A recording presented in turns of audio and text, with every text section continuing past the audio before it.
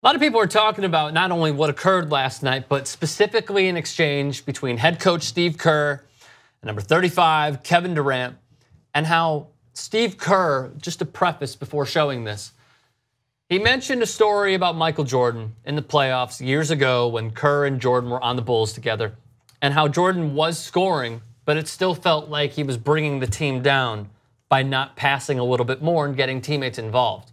Phil Jackson then told him, try to get your teammates involved.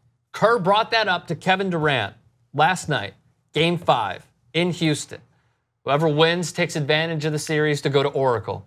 And here was the exchange. What I want you to focus on is Kevin Durant and the way that he is taking this in, along with, of course, the commentary that Steve Kerr has. Take a look. I want you to trust your teammates early. What you're doing is you're getting to the rim, and then you're trying to hit them. I want you to trust the first guy, and then move. Still attack, still look to score, but trust these guys, okay? So how I saw this was, and I'm sorry I didn't make this graphic, but the sabermetrics heavily in favor of, bless you, Kevin Durant. No, you sneeze on it, it's true. Kevin Durant iso ball. Like his percentage is through the effing roof in the postseason, just playing isolation per possession. So Steve Kerr was actually bringing up a good point, because what they didn't do, as we've agreed upon already previously in the show, is just moving the ball around. They didn't do it. Now look, if he hits 2 more shots, maybe this is different, but he didn't, and it wasn't his night, potentially because of the heavy isolation that he instilled in himself. How much were the Rockets reacting to this being the average experience down the floor in terms of their defensive orientation? And how much are you allowing the Rockets to stay fresh by not moving the ball? That's a good point. But your metrics, I don't know. I didn't see those stats, and I'd be very curious to also see them. But I get it. I think another gauge of it, the things we don't know are, how is the average message delivered to Durant, and what does he look like when he's listening versus when he's not? And I don't know. I'm trying to read Kerr's face on it. And Kerr, it does seem like I have to handle my star plea, as he's comparing him. He's like, in this, where I'm gonna ask you to change your behavior, I'm also gonna compare you to Michael Jordan. That's you. You are Michael in this situation.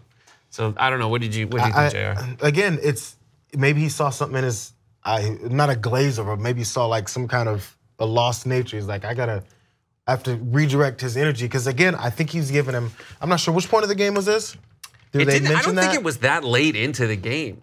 I think it was second half. Yeah, no, because I think because of everyone's noticing how the iso ball has become what happened in Golden State, which was the detriment to the Rockets in that first game, was they're like, okay, this is not the kind of ball we play. And I think he started emphasizing, let's go back to the passing around and finding the open guy and doing the motion ball that we do that's been very successful and everyone scores. And then it became a bit of a confusing point. He's like, my ISO guy who does this in his sleep is now thinking about passing too much, and I got to try and put him in the middle somewhere. Do you think Steve Kerr outcoached himself? Yes. Interesting. Yes. Interesting theory. I didn't see. Because you have to deal with an ISO guy and then the rest of the guys who do it differently. Then you got to mold them all together. I didn't see Kevin Durant distribute particularly more after this. He tried. There was like 4 passes. I remember it was like a good San Antonio style offense. Somebody's cut, right. pass.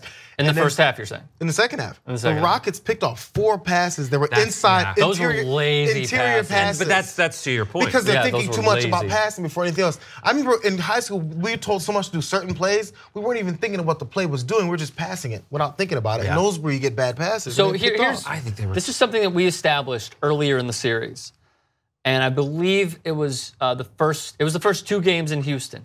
What did I tell you about Kevin Durant catching the ball? High post, right? Oh yeah. There was an emphasis of getting him. doesn't listen very much. Right? Yeah, no, he doesn't. What happened on that last play? He says a lot of stuff. The last play. Sorry, high post.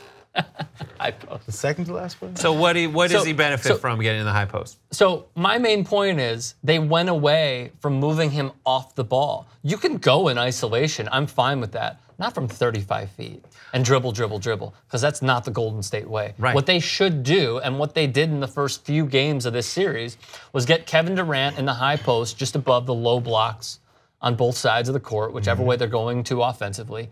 Get him there and use his size, because you know what happened in those first 2 games? How many points did he have hitting those ridiculously difficult shots from like 18 feet that we talked about? Now, granted, he got pushed out by Chris Paul, who's a effing bulldog and has the lower strength to do so in comparison to Kevin Durant's twig legs. But if he's going to get on the low block in the high post, that is game over, because he could work you any which way, and they completely got away from that. Chris Webber called it a chair drill. Whatever they put a chair in front of you and just shoot over it. Yep.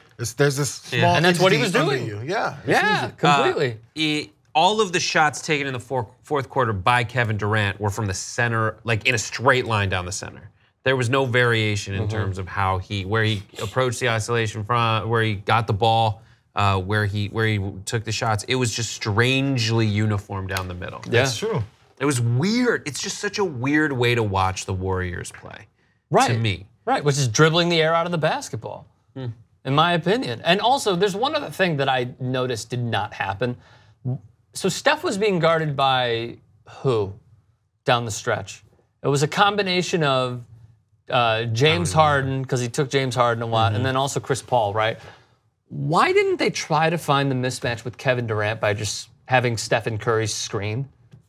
That's something else that they completely got away from. Did they get tired because there's no Don't bring up this crap about tired. I don't want to hear it. No, but the fatigue factor, what you do, what I saw them trying to do was mitigate potential fatigue down the line by conserving energy, or maybe they faced too physical a form of basketball and they weren't able to muster the legs to pass and cut and move the ball. I don't buy it. They seldom brought the ball up quickly. Only they were. I told you this before. They were playing Rockets hero ball. So like, frustrating. Just go. Yeah, they didn't just go as go deep in and the try benches. to win. I don't know if this is true, but I feel like they didn't go as deep in the benches normally. Livingston got some. It was 7 guys, both teams. It was like a 7. It was a 14-man game. Ball. If you get another team to play your style of basketball, you've already won. Yes. At least that aspect of the game. Great point, and that is where we end. Let us know your thoughts. Comment section below. Subscribe to TYT Sports.